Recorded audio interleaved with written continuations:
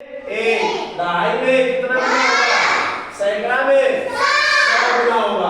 अगर इकाई में 2 रुपया है तो इसका मतलब 2। दहाई में 5 है तो इसका मतलब 50। सैकड़ा में 7 है तो इसका मतलब 700। यानी कि इसका मतलब हो जाएगा 7 सैकड़ा का मतलब 700, 5 का मतलब 50 और 2 का मतलब 2। क्यों? क्योंकि ये इकाई में है इसलिए 2। ये दहाई में है तो 10 गुना होगा, 50 हो जाएगा, और ये सैकड़ा में है तो 100 गुना होगा।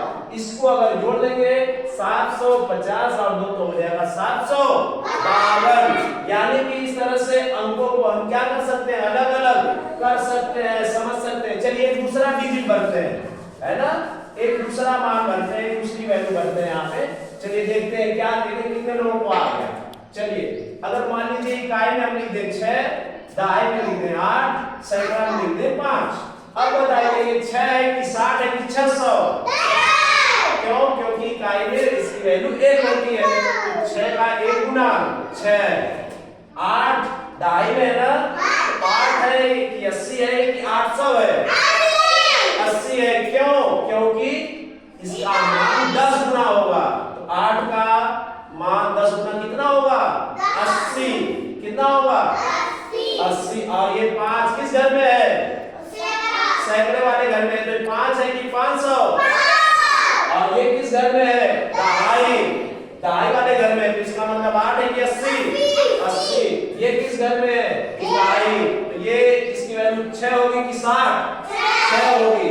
यानी कि इसकी वैल्यू हो गई 500 और ये हो गया आपका 80 और ये हो गया 6। यानी कि 580 और 6 जोड़ देंगे तो कितना हो जाएगा?